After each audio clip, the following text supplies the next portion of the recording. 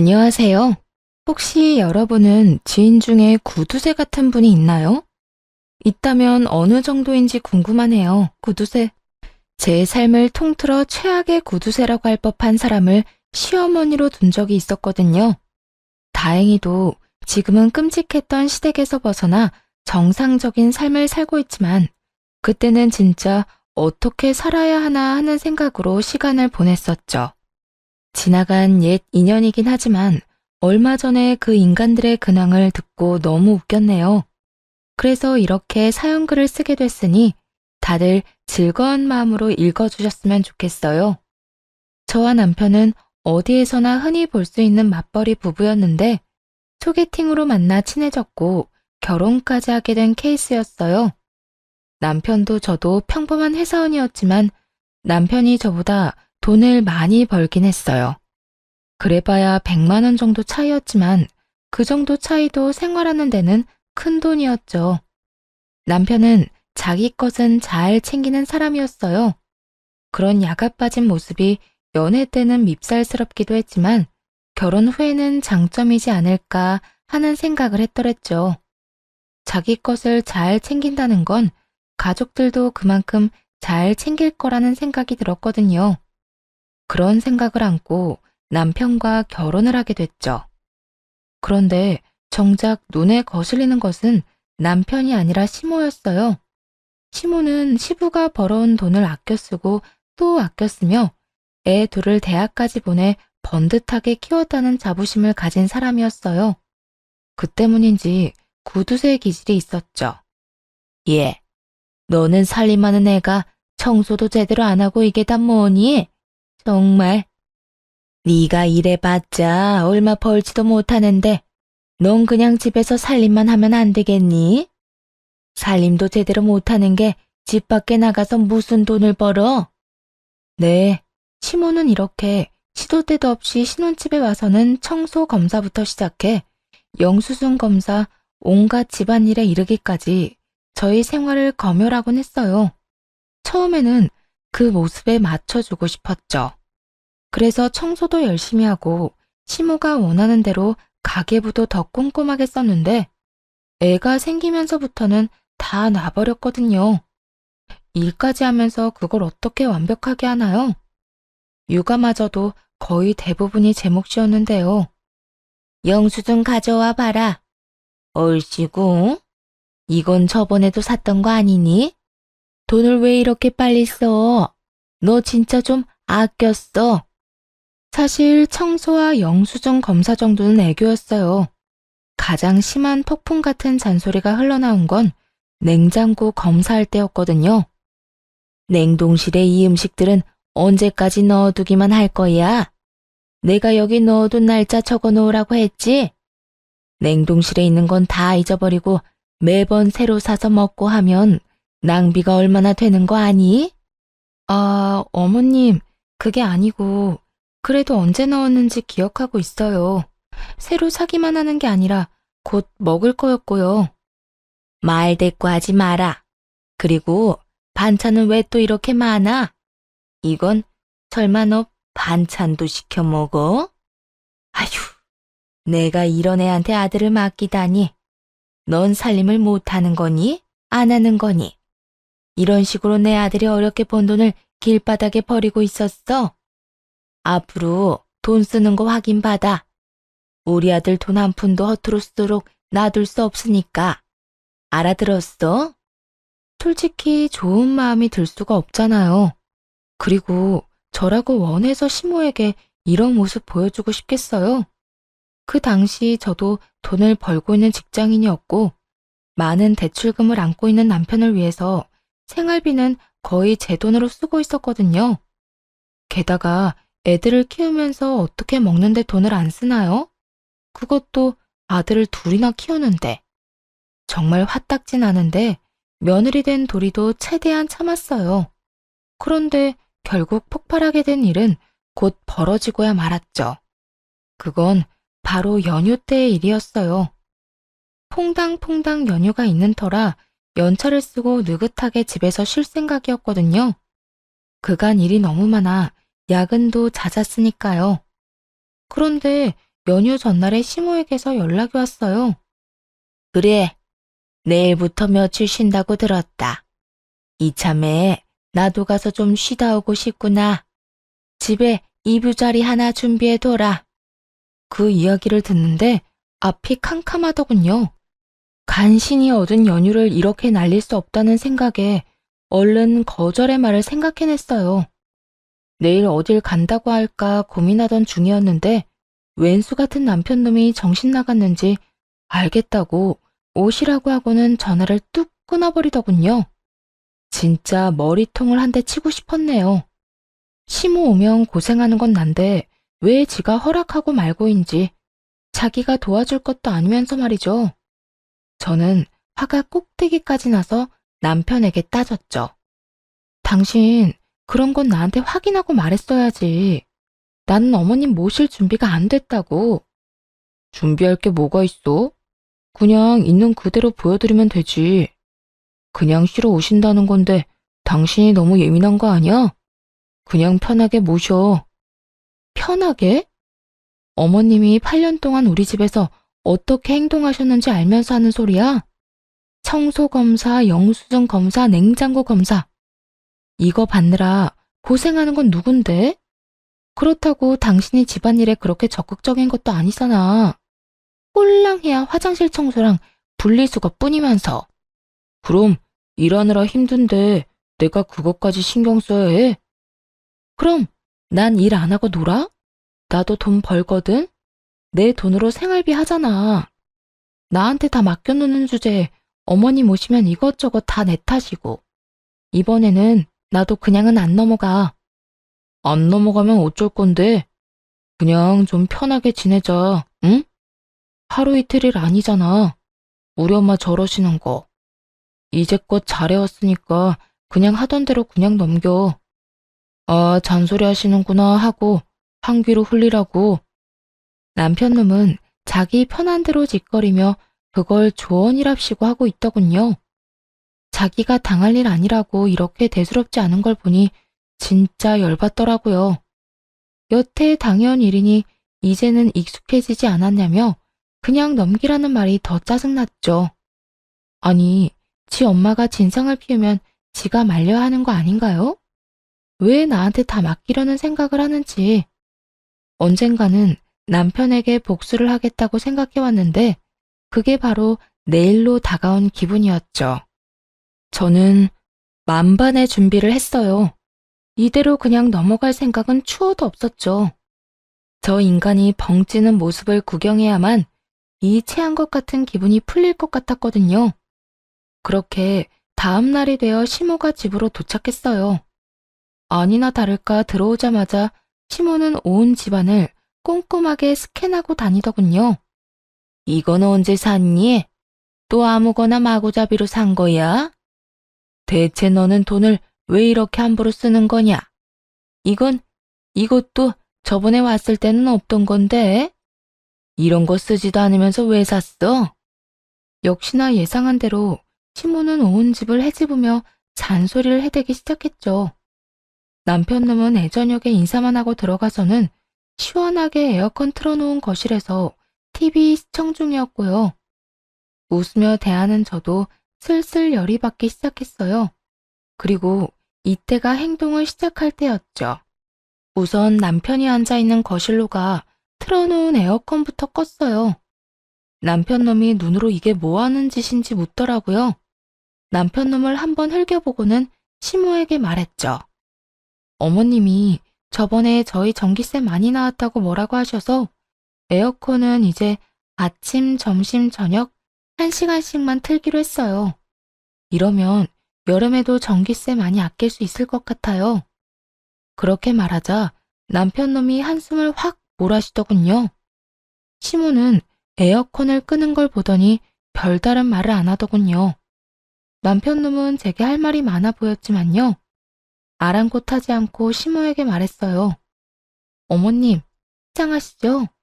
일단 식사 차릴 테니까 잠깐만 계세요. 그러고는 시모가 보는 앞에서 냉동실에 넣어둔 밥을 꺼내 전자레인지에 데웠어요. 그 밥은 언제적 밥이야? 아, 요즘에는 전기세 아끼려고 다들 이렇게 먹어요. 새밥 하자마자 용기에 넣어서 이렇게 냉동실에 바로 넣어두면 나중에 전자레인지만 돌려서 새밥처럼 먹을 수 있거든요. 시모가 온다고 했을 때 일부러 새 밥을 짓지 않았던 거죠. 뭐든 돈으로 따지고 드는 시모에게 새 밥을 줄 필요가 뭐 있나요? 그냥 불 꺼진 밥솥을 보여주는 편이 낫죠.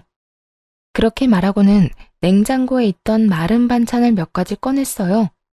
멸치볶음, 진미채볶음, 깻잎지와 연근조림. 모두 며칠은 두고 먹은 것들이었어요. 그리고 이틀째 먹는 김치찌개를 데워 상 위에 올리고는 남편과 애들 시모를 불렀죠. 식사 준비 다 됐으니까 밥 드시러 오세요. 그렇게 식탁에 앉은 남편이 화를 내더군요. 반찬 꼴 이게 다 뭐야? 오늘 엄마 오신다는 이야기 못 들었어. 적어도 반찬 정도는 어머니 드실 만한 걸로 했어야지. 무슨 소리 하는 거야? 이게 다 어머님이 원하시는 식단이야. 어머님이 항상 아끼라고 뭐든지 아끼라고 하시는 거 몰라? 냉장고에 쓸데없는 반찬 들어있는 거 가장 싫어하시잖아. 못 먹고 버리는 반찬이 제일 아까운 거라고. 아니, 그래도 그렇지. 그래도 전부 다 매일 먹던 것만 꺼내면 어떡해. 적어도 엄마가 좋아하는 거 한두 가지는 있어야 될 거 아니야. 당신이야말로 어머님이 뭘 좋아하시는지 모르는구나. 새로 만들었으면 또 화내셨을 거라고. 나는 어머님 말대로 아끼려고 우리가 먹던 거 냈는데 불만 있어? 이거라도 많이 먹어. 집에 다른 건 없으니까. 그렇게 이야기하며 앞치마를 벗어두고 자연스레 거실로 갔어요. 핸드폰을 가방에 넣고 나갈 것처럼 어깨에 매자 남편 놈이 이상한 표정으로 묻더군요. 당신은 밥 안 먹고 어디 가? 나? 난 애들 데리고 밖에서 먹고 오게. 아, 어머님, 걱정 마세요. 남편 돈 쓰는 거 아니고 제가 벌어서 쓰는 돈이니까요. 야, 너 장난쳐? 우리한테는 이딴 음식 먹으라고 해놓고 너는 나가서 사 먹는다고? 같이 가. 엄마랑 다 같이 나가서 밥 사 먹는 게 낫겠다. 내가 사줄 테니까 가요, 엄마. 여보, 당신 어쩜 이렇게 어머님 생각을 몰라? 당신 돈 쓰는 거 어머님이 얼마나 싫어하시는지 몰라서 그래? 내가 번 돈은 내가 알아서 써도 상관없지만 당신 돈은 1원짜리 하나 허튼 데에 쓰는 거 싫어하시는 분이잖아. 그러니까 돈 쓸 생각하지 말고 집에서 둘이 저 밥이나 먹어. 애들은 내가 데려가서 맛있는 거 먹이고 올 테니까. 이렇게 말하자 남편 놈이 어이없다는 표정을 하더군요. 너 지금 그걸 말이라고 해? 엄마한테 줬단 밥을 먹이라고? 넌 나가서 팔자 좋게 외식하고? 왜 말을 그런 식으로 꼬아서 들어? 그냥 여태 어머님이 다 말씀하신 거잖아. 나한테 화낼 게 아니지. 나는 어머님 하라는 대로 한 것뿐이야. 그리고 에어컨은 켜지 말고 아껴. 전기세는 당신이 내는 거잖아. 알았지? 와, 진짜 너. 그래서 넌 진짜 나가서 먹는다고? 응. 혹시라도 밖에서 먹고 싶으면 어머님한테 여쭤보고 같이 나가서 먹고 와. 나랑 애들까지 끼이면 어머님이 싫어하시거든. 돈 함부로 쓴다고. 그럼 어머니, 식사 맛있게 하세요. 저는 애들이랑 나가서 먹고 올게요. 그렇게 말하고 나서자 시모의 표정은 완전 썩어버렸어요. 설마 제가 이런 수를 쓸 줄은 몰랐나 봐요. 에어컨도 안 튼 더운 집에서 익어가며 전자레인지로 데운 밥에 마른 반찬과 김치찌개를 먹으면서 좀 깨닫기를 바랬어요. 여태까지 당신이 어떤 행동을 나한테 요구했는지를요. 그런데 집에 돌아오니 시모는 어느새 집에 가고 없더군요. 어머님은? 이틀 동안 계시다 간다고 하지 않았어? 내가 빨리 가시라고 했어. 더운데 에어컨은 틀어야 할 거 아니야. 그런 거 치고는 집이 시원한데? 그럼 내 집에서 내가 마음대로 에어컨도 못 틀어? 내 돈 내니까 난 시원하게 있어도 되지. 당신이 이러는 걸 보면서도 당신한테는 잔소리 안 하시는 거 보면 참 대단해. 잔소리를 며느리만 들어도 된다고 생각하시나 보네. 빈정거리는 제 말에 남편놈은 대답을 안 하더군요. 이번 일로 남편도 시모도 충격을 받은 게 틀림없어 보였어요. 설마 하니 두 사람만 놔두고 나가서 외식을 할 줄도 생각 못했겠죠. 그 뒤로 시모는 적어도 먹는 걸로는 아끼라는 소리는 하지 않더군요. 냉장고 검사도 당연히 자연스레 사라졌고요. 아무래도 남편이 시모에게 한마디 한 모양이었어요. 그게 아니면 시모가 이렇게 조용해질 리가 없었으니까요. 그렇게 시모와의 싸움에서 한 가지는 얻을 수 있었네요. 앞으로도 시모와 치열하게 싸울 것을 각오하고 있었는데 충격으로 다가왔던 일은 시모가 아니라 의외로 남편이었어요. 그때가 어버이날이었거든요. 가정의 달이라 돈이 많이 드는 날이었죠. 그 당시 전 매달 친정과 시댁에 각각 30만 원씩 용돈을 드리고 있었어요. 사실 남편이 챙겨주면 좋았겠지만 남편놈은 그런 곳에 쓸 돈 없다며 절대 안 된다고 했었죠. 그러면서 대출금 나가는 거, 저축하는 거, 그런 걸 더 중요하게 생각하더라고요. 참 편협한 사고를 하는 사람이었죠. 하지만 어른들한테 잘하는 건 이득만으로 하는 건 아니잖아요. 키워준 은혜고 어찌 보면 자식된 도리로 하는 거죠. 솔직히 매달 용돈까지는 드리지 않더라도 특별한 날에 선물이나 용돈을 드리는 게 서로의 관계에서도 좋은 거잖아요. 그런데 남편놈은 그런 걸 모르는 인간이었어요. 여태 그래오긴 했네요. 경조사 비용도 자기가 딱 받은 만큼만 그 이상도 그 이하도 하지 않았죠. 그리고 누군가에게 무언가를 받지 않으면 절대 자기가 먼저 누군가에게 주는 법이 없었어요. 정말 작은 것 하나라도 말이죠.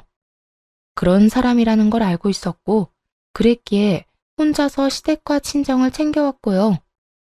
버는 돈도 있으니 굳이 그런 걸로 실랑이 하고 싶지 않았거든요. 남편이 그런 걸로 돈을 안 쓰는 대신 그래도 자기 월급은 잘 저축하고 있었으니까요. 그런데 저희 아버지 칠순에 남편이 보인 행동에 정말 기가 막혔습니다. 당신 우리 아버지 칠순은 어떻게 할 거야? 용돈? 아니면 선물? 칠순 때? 난 그냥 가서 밥만 먹고 오려고 했는데. 뭐? 아니, 장인어른 칠순에 아무것도 준비 안 하는 사이가 어딨어. 내가 대체 뭘 해줘야 하는데? 내가 장인어른한테 받은 게 있긴 해? 돈 받은 것도 없고 처가에서 우리한테 해준 것도 없는데 내가 뭘 신경 써줘야 하는데? 이 못된 버릇과 생각이 이런 식으로 이렇게 튀어나올 줄 몰랐어요. 우와, 진짜 저 조동아리를 확 쥐어틀고 싶더군요. 최대한 마음을 진정시키고 물었죠. 당신, 그럼 얼마 전에 한의원 가서 받아온 약은 뭐야? 그거? 내가 요새 몸이 안 좋더라고. 그래서 내가 먹을 약 좀 지어왔지. 얼마나 하는데? 뭐 이것저것 몸에 좋은 거 넣으니 한 60만 원 나왔는데 나중에 저만큼 한 번 더 먹으라고 하더라고. 요새 내가 귀가 많이 허해서 힘들다고. 그래서 알겠다고 하고 나왔어. 이 소리를 들으면서 기가 막혀 쓰러질 뻔했어요. 솔직하게 말해서 그 한약이 친정아버지 칠순 때 드릴 선물이라고 생각했거든요. 남편이 약 상자를 뜯지도 않았고 샘플 같은 걸로 받아온 약만 먹길래 당연히 선물용이라 뜯지 않은 건 줄 알았는데 그게 아니었더라고요. 그저 샘플을 먼저 먹고 새 걸 먹을 생각이었던 거죠. 너무 열받아서 남편에게 한마디 했어요. 네 몸에 몇십만 원 쓰는 건 안 아깝고 장인어른한테 돈 쓰는 건 아까워? 아깝다기보다 왜 그래야 하냐는 거지. 그럼 네 돈으로 용돈 드리면 되잖아. 아니, 이제껏 다 네 돈으로 했으면서 왜 갑자기 이러는 건데? 칠순이 뭐라고? 그냥 70살 생일 아니야. 그럼 그냥 생일 지내는 것처럼 지내면 되지. 야, 꼭 그렇게 네 돈 내 돈 구분해야 해? 내가 왜 너희 부모님한테 매달 용돈을 드리는데? 그게 며느리 된 도리라고 생각하기 때문이야. 아버님 은퇴하시고 연금만 받아서 생활하시기 힘드실까 봐. 그래, 잘했어. 누가 그러래? 네가 원해서 한 거면서 생색이라도 내겠다는 거야, 뭐야? 뭐? 생색? 내가 언제 한번 그런 거 티낸 적 있었어? 그게 그냥 도리라고 생각했다고. 넌 최소한의 사위된 도리도 안 하면서 뭐라고? 그냥 생일처럼 지내? 칠순을 왜 크게 하는지 몰라? 오래 살았다는 거, 앞으로 더 오래 살기를 바라는 마음. 그런 거 기원하면서 크게 하는 거잖아, 이 싸가지 없는 놈아. 싸가지? 그래, 나가 싸가지 없다. 내가 돈 벌어서 내 돈 내가 알아서 쓰겠다는데 네가 무슨 상관이야? 넌 내 돈에 관여하지 말고 네 돈만 신경 써. 웃기지도 않네. 야, 너희 아버지가 나한테 해준 게 뭐 있다고? 그럼 니네 부모님은 나한테 해준 게 뭐 있다고? 나는 뭐가 좋아서 너희 부모님한테 매달 용돈을 드리는데? 이런 식으로 끌고 가겠다고? 어? 우리들 일은 우리끼리 선에서 해결해. 부모 끌어들이지 말고. 우리 부모님 가지고 걸고 넘어진 게 너야, 이 나쁜 놈아. 이런 식으로 끌고 가겠다고? 우리들 일은 우리끼리 선에서 해결해. 부모 끌어들이지 말고. 우리 부모님 가지고 걸고 넘어진 게 너야, 이 나쁜 놈아. 됐어. 네가 이런 놈인 거 알고도 결혼한 내가 미친년이지. 앞으로 더 이상 서로 이런 거 신경 쓰지 말자. 그럼 됐지? 결국 이렇게 마무리되고 말았네요. 그렇긴 해도 아버지 칠순잔치에는 같이 가주지 않을까 그렇게 마음 한구석에 기대를 하고 있었어요. 이렇게까지 화를 냈으면 정신을 차렸을 수도 있다고 생각했거든요. 그런데 그거야말로 제 착각이었더라고요. 그놈은 아버지 칠순잔치 날에 아예 늦잠까지 자더니 일어나자마자 TV부터 켜더군요.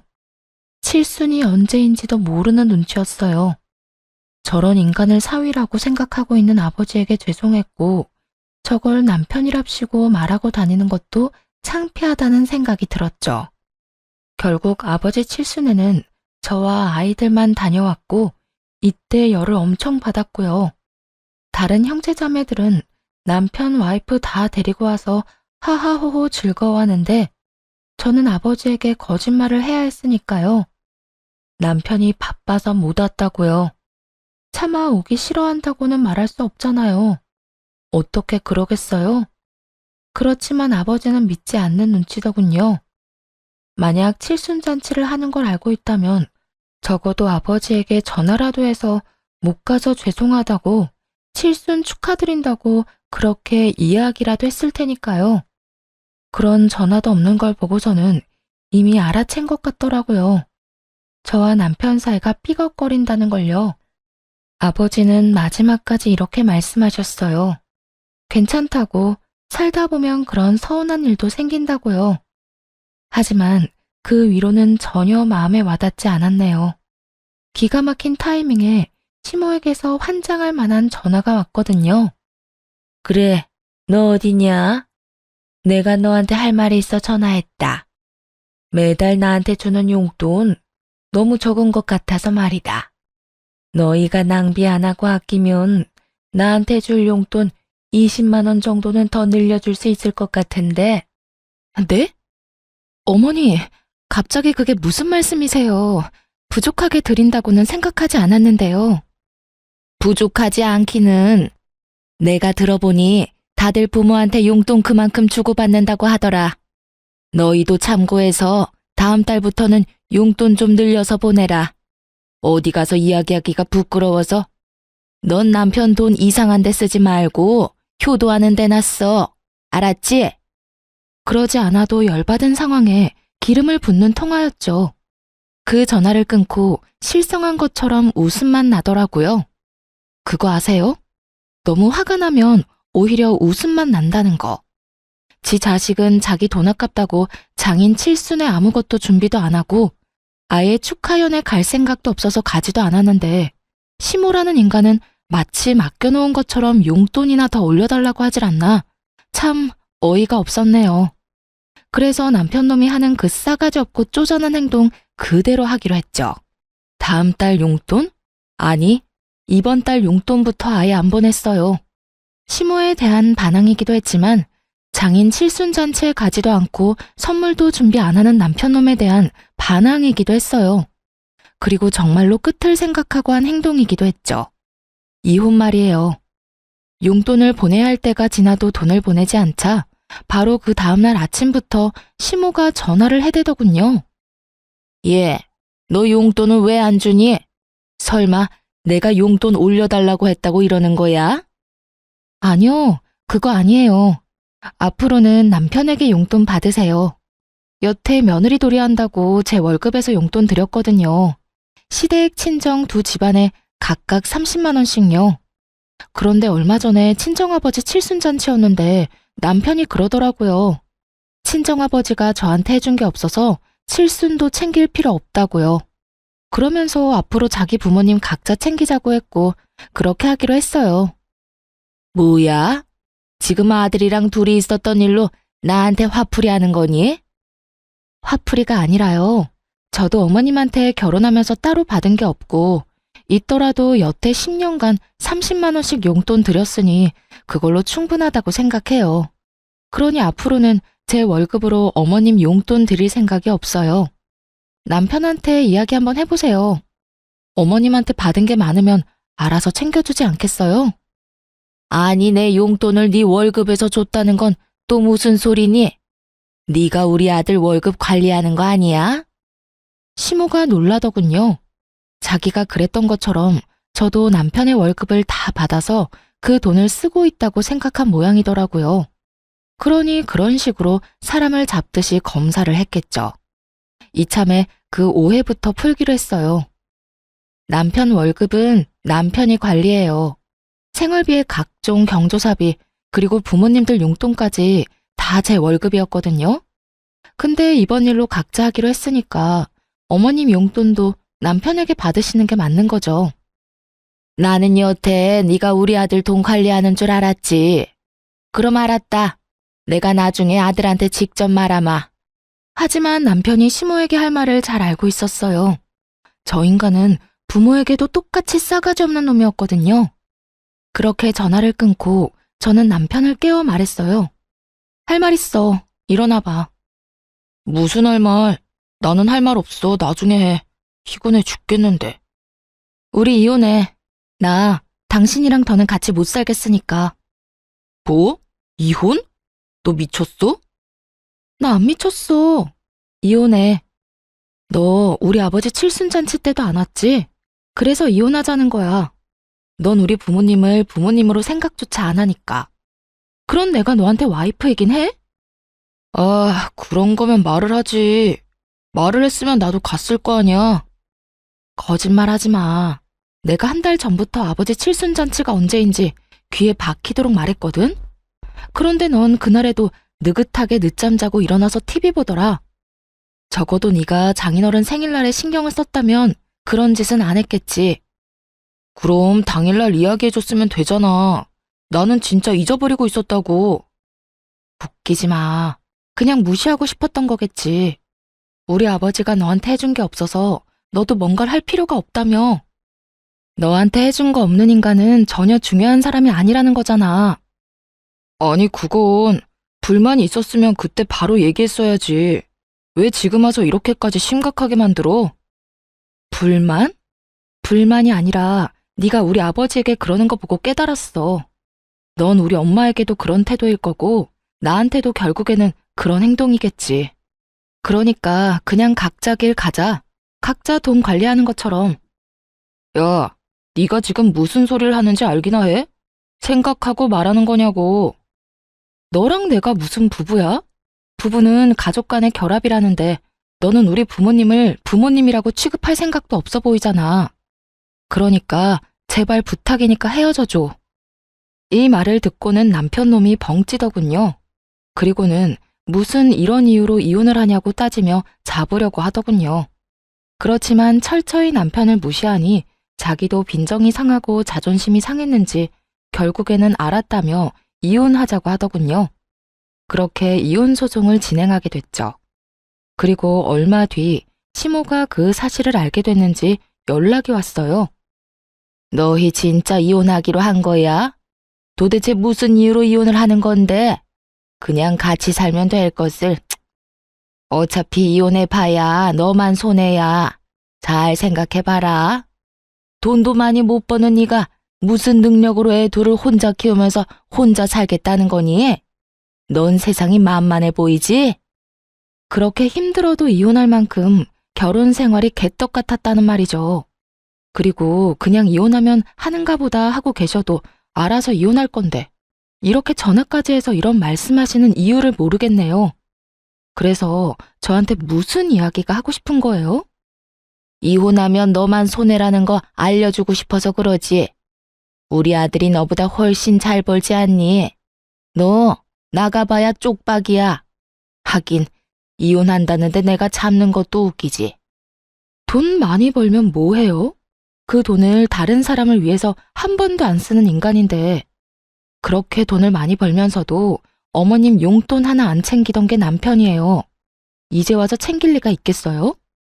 너 이혼한다고 그렇게 모함하고 그러는 거 아니다. 우리 아들이 나 닮아서 검소한 거지. 지금에야 말씀드리는 거지만 어머님네 들어가는 선물, 친인척들한테 돌리던 것들 모두 제가 다 챙기고 제 돈으로 한 거거든요. 그 사람한테는 그런 생각 자체가 없어요. 부모님이나 친인척분들한테 잘해야 한다는 생각 자체가. 시모는 그걸 믿지 못하더군요. 긴가민가한 눈치였어요. 그저 이혼하기 전에 허튼 소리라도 하는 거라고 생각했던 건지도 모르죠. 그렇다 해도 이제 네가 신경 쓸 일은 아니지 않니? 제가 힘들 것 또한 어머님이 신경 쓸 일은 아니죠. 다시 말하지만 어머님이야말로 이제 곧 느끼실 거예요. 그 인간이 얼마나 자기중심적인지, 자기만 생각하는지, 가족이라도 돈 관계가 없다면 얼마나 무심할 수 있는지도. 그때 가서 후회하지나 마세요. 저는 할 만큼 다 하고 이혼하는 거니까 이제 저한테도 관심도 좀 끄시고요. 결국 대화는 그렇게 끝이 났고 시모와는 그렇게 전화를 끊었어요. 남편과의 이혼은 그리 쉬운 과정은 아니었어요. 남편 놈이 저한테 한 푼도 안 주려고 했거든요. 그저 자기를 괴롭히려고 이혼을 요구했다고만 생각하더군요. 마치 보여주기 식으로 말이죠. 누가 이혼을 보여주기 식으로 하나요? 진짜로 할 거니까 하는 거지. 멍청하게도 그걸 모르더라고요. 난 당신한테 한 푼도 안 줄 거야. 당신 나 괴롭히려고 그러는 거지? 내가 이 돈을 어떻게 벌었는데. 이 집에 대한 재산 분할을 요구하는 거라면 난 절대 줄 생각 없어. 당신이 이 집 살 때 해준 게 뭐가 있는데? 내가 원금의 절반 내고 절반은 대출해서 그것마저도 내가 갚고 있잖아. 정말이지 대단한 인간이었어요. 집 살 때 원금에 돈 안 보탰다고 재산 분할을 안 해주겠다는 인간을 보니 한숨만 절로 나오더군요. 결혼 기간이 자그마치 10년이 넘는데 그럼 그 기간 동안 전 놀고 있었나요? 계속 일하면서 집 유지하는 데 도움을 줬는데 넌 집만 사면 다라고 생각해? 그 집 유지 보수는 내가 했어. 보일러 고장나면 내가 내 돈으로 고쳤지. 그리고 청소도 내가 거의 다 했고 너한테 지분이 있다면 화장실 정도겠지. 뭐? 화장실? 지금 그게 무슨 말이야? 너가 청소한 게 고작 거기뿐이니까. 그런데 집에서 밥 처먹고 자고 쉰 건 생각 안 나? 다 내가 해준 거야. 네가 깨끗한 옷 입고 다닐 수 있었던 것도 다 내가 그 옷 빨아주고 생필품 사뒀으니까 가능한 거지. 아니, 그게 지금 왜 나와? 그게 집이랑 무슨 상관이라고. 집 샀다고 그 집이 다 네 거냐고. 당연히 기여분이 있는 거지. 나는 생활비 내 돈으로 다 썼으니 내가 쓴 것만큼은 돌려받을 생각이야. 우와, 그게 어떻게 기여분이야? 생활비는 나만 썼어? 너도 같이 썼잖아. 어쨌든 나는 당신한테 한 푼도 안 줄 거야. 법대로 해. 나는 거리낄 것 없어. 그리고 당신이나 어머님이 나를 얼마나 괴롭혔는지 이미 내가 증거는 다 가지고 있거든? 그리고 그거 말고도 집에 생활비 한 푼 안 가져다 준 거, 시모의 돈 없는 간섭, 특히 영수증, 냉장고 검사한 거, 그런 거 싹 다 증거로 내서 위자료까지 받아낼 거야. 결국 법대로 저는 위자료를 받게 됐어요. 결혼 생활이 길었던 데다가 남편이 모아둔 돈도 꽤 있어서 재산 분할도 생각보다 많이 받아서 나올 수 있었죠. 애들 둘을 데리고 나와서 가장 먼저 간 곳은 친정이었어요. 이혼이 마무리되고 남편 놈에게 그 돈을 다 받아내고서야 겨우 저희 새 모자가 살 곳을 구할 수 있었어요. 어차피 그때도 제 돈으로 생활비를 썼으니 더 어려울 것도 없었어요. 그렇게 이혼을 하고 나서 앞가림을 하느라 그 인간들이 어떻게 사는지는 알지도 못했어요. 그런데 하루는 전 시모에게 연락이 왔어요. 처음에는 연락을 무시했는데 그 뒤로도 끊임없이 연락이 오는 바람에 대체 무슨 일로 사람을 이렇게 괴롭히나 싶어 전화를 받았죠. 그런데 전 시모가 대뜸 그런 말을 하는 거예요. 너 우리 아들 반품한 거 난 안 받을 거야. 다시 데리고 가서 살아. 너랑 있으면서 애가 완전 변했다고. 말이 되는 소리를 하세요. 10년 있었다고 변한 거 아니거든요. 30년을 자기 엄마랑 같이 지냈는데 고작 10년 있었다고 어떻게 그게 바뀌나요? 그리고 저는 그 사람이랑 불과 얼마 전에 이혼했어요. 다시 데려가라니. 불쾌한 소리 하지 마세요. 아이고, 내가 미쳤지. 너랑 이혼을 시키는 게 아닌데 내가 멍청했다, 내가 멍청했어. 그놈이 뭘 잘못 처먹었는지 나한테는 용돈을 안 준댄다. 그건 이미 제가 말했잖아요. 그 인간 자기 엄마한테 돈 줄 위인 아니라고요. 아무리 그래도 그렇지 지가 어떻게 나한테 그딴 소리를 해? 내가 용돈 좀 달라고 했더니 돈 맡겨놨냐고. 엄마가 나한테 해준 게 뭐 있는데 돈 바라냐고. 그런 악담을 이 애미한테 하는 게 아니겠니? 그걸 왜 나한테 한탄하는 거예요? 그때도 분명히 말씀드렸어요. 내가 저를 위해서 얼마나 애를 썼는데 지 돈 한 푼이라도 아껴주려고 독립한다는 애 붙잡아서 집에서 따뜻한 밥 해먹이며 깨끗한 잠자리 만들어줬더니 이놈이 그 은혜를 원수로 갚아? 내가 한 수고가 돈으로 환산할 수 있는 게 아닌데도 이놈은 돈 이야기뿐이야. 전 시모는 용돈을 몇 달간 받지 못해 똥줄이 타는 모양이었어요. 그러니 이혼한 전 며느리에게 전화해서 지 아들을 다시 데려가라는 어이없는 헛소리를 하는 거겠죠. 게다가 그놈이 나한테 뭐라고 했는지 알기는 하니? 나더러 그간 내가 너한테 말한 것처럼 알뜰살뜰하게 아끼며 살면 노령연금 나오는 걸로도 먹고 사는데 지장이 없다면서 요양원 들어가기 전까지는 자기한테 돈 한 푼 요구하지 말라는 소리를. 뭐 그러시면 되겠네요. 저한테도 계속 하시던 말씀이셨잖아요.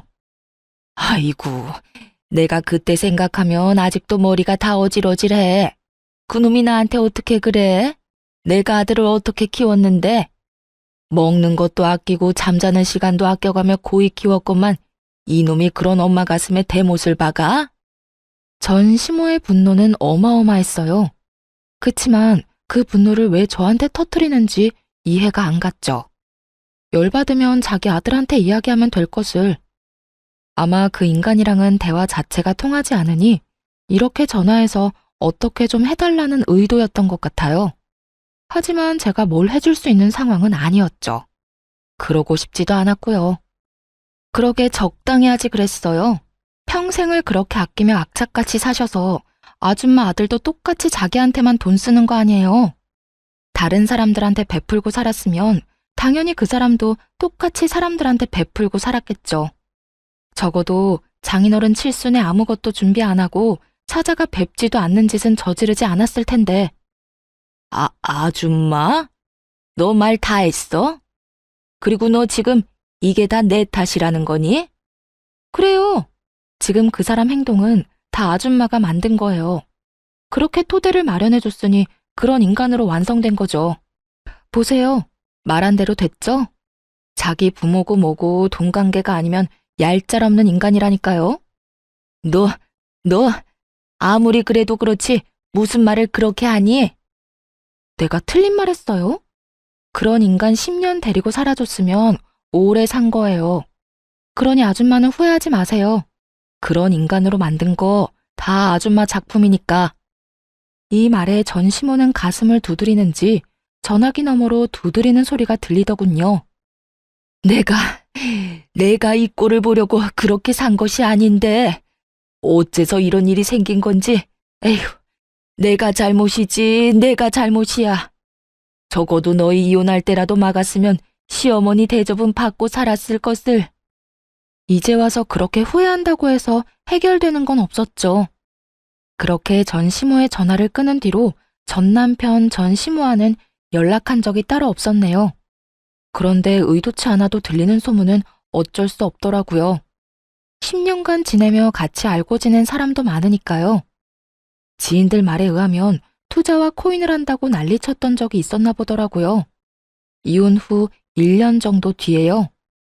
주식이라고는 알지도 못하는 인간이었는데 역시 생각대로 쪽박을 찾는지 집까지 팔아먹었다고 하더군요. 그렇게 집도 없이 시댁에 얹혀 살던 전 남편놈은 그 이후 몇 개월 뒤에 재혼을 했다고 하더군요. 전 남편이 아무것도 없으니 재혼한 여자 쪽에서 집이며 혼수를 다 해왔다고요. 그 소식을 들었을 때만 해도 재수 없는 놈이 운은 좋네 하고 생각했죠. 어디서 돈 많은 여자나 물었나 싶었어요. 저야 애들 키우며 힘들게 사니 그놈이 어떻게 사는지 더 이상 알고 싶지도 않았어요. 저는 이렇게 힘든데 그놈은 편하게 살면 그것만큼 열받는 일이 어딨겠어요. 그러다가 전 남편이 어떻게 사는지 확실하게 알게 될 일이 있었죠. 전 남편이 재혼하고 몇 달 뒤에 사석에서 만난 적이 있었거든요. 수십 명이 모이는 친목 모임이었고 저는 혼자서 몇 년째 참석하는 스포츠 모임이기도 했어요. 그런데 전 남편이 올 줄은 상상도 못했죠. 그 전 남편과 재혼한 여자가 그 모임에 나오기 시작했거든요. 그리고 세 번째 방문에 자기 남편과 함께 방문하게 된 거죠. 솔직히 기분이 좋지 않아서 일찍 자리를 뜨려고 했거든요. 그런데 그 여자가 취하면서 자기 시댁에 관한 이야기를 하는데 너무 웃겨서 자리를 뜰 수가 없었네요.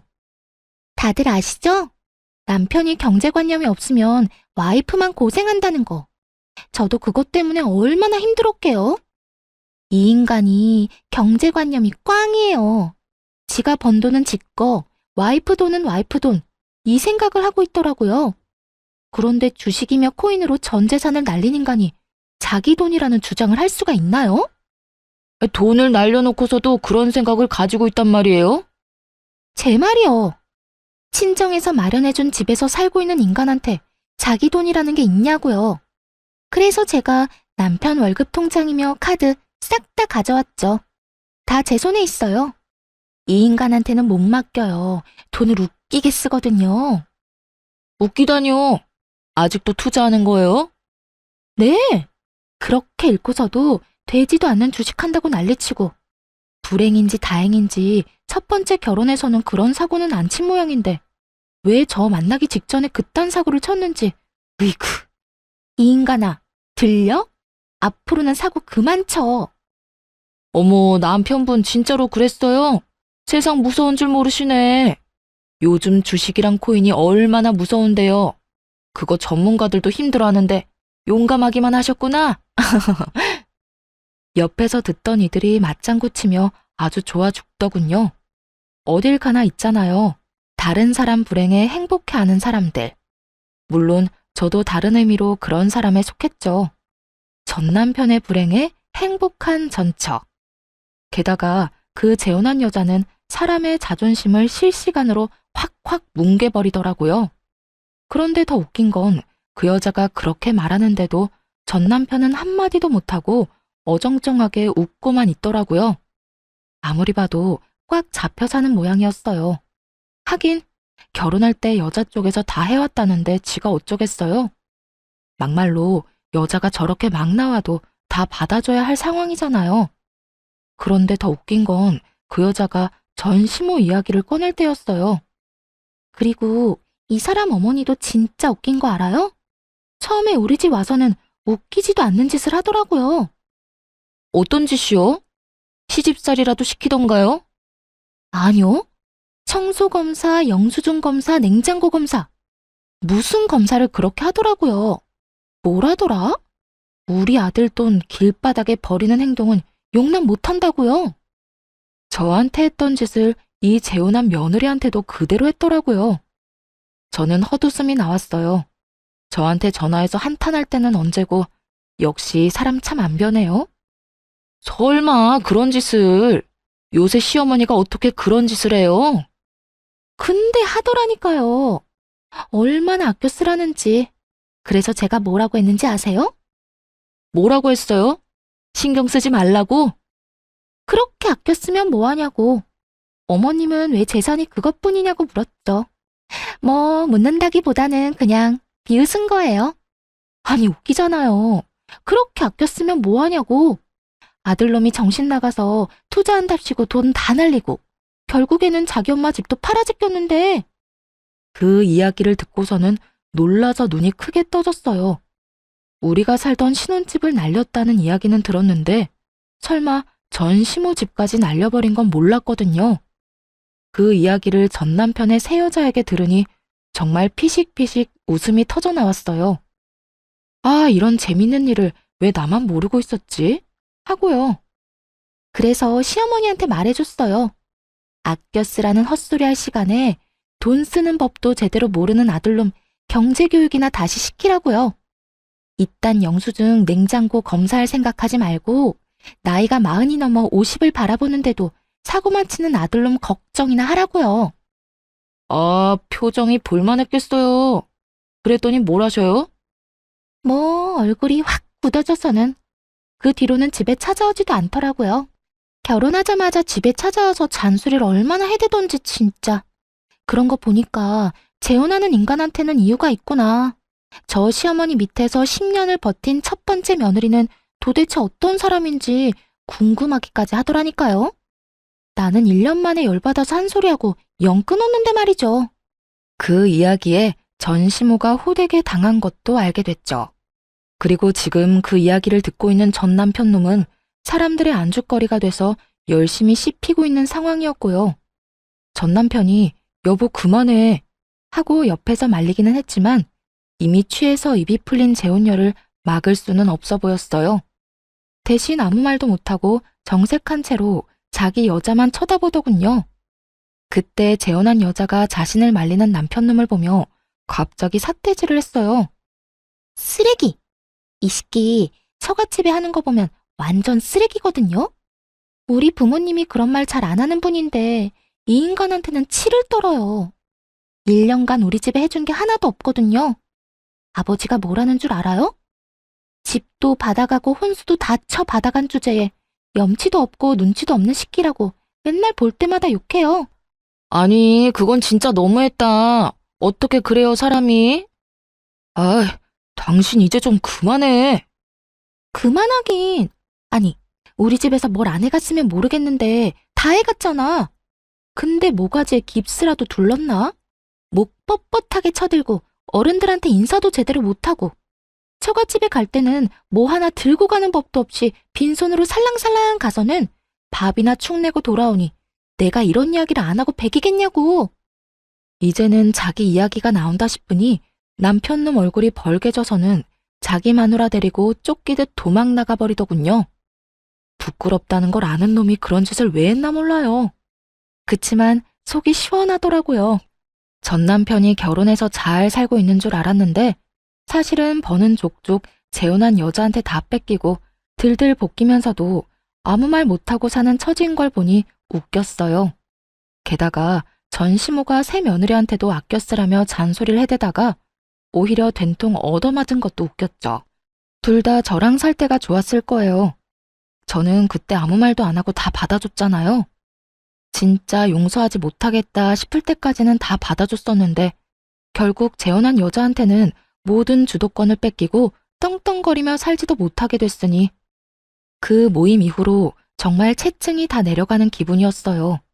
제가 받았던 분노를 고스란히 다른 사람들 앞에서 적나라하게 풀어서 전 남편 놈을 욕해준 그 재혼한 여자에게 박수라도 보내고 싶은 기분이었죠. 네 돈 내 돈 가리며 살자던 남편 놈이 그 여자에게 주머니 꽉 잡혀 지내는 걸 보며 이제라도 인간이 되겠구나 싶었죠. 오죽했으면 저희 친정아버지도 그 인간 임자 제대로 만났다고 하셨겠어요. 그런 기센 여자 아니면 저런 놈은 인간 못 만든다고 할 정도였으니까요. 하긴 폭탄이 제 손에 있을 때 무섭지 남의 손에 있으면 그다지 무섭지는 않잖아요. 그런 기분이더라고요. 그 뒤로는 그 인간이 어떻게 지내는지는 듣지 못했네요. 그 모임에도 더 이상 같이 나오지 않더라고요. 하긴 술에 취해서 그런 짓을 했는데 어떻게 또 나올 수 있겠어요? 재미있는 이야기는 한 번 들은 걸로 만족해야 했어요. 하지만 이 모임에서 그때 들은 이야기를 잊을 수가 없네요. 진짜 웃다가 넘어갈 뻔한 이들의 근황 이야기를 듣고 여러분에게도 들려주고 싶어서 참지 못하고 사연글을 썼는데 다들 재미있게 보셨는지 모르겠어요. 그럼 모두들 즐겁고 행복한 하루 보내세요.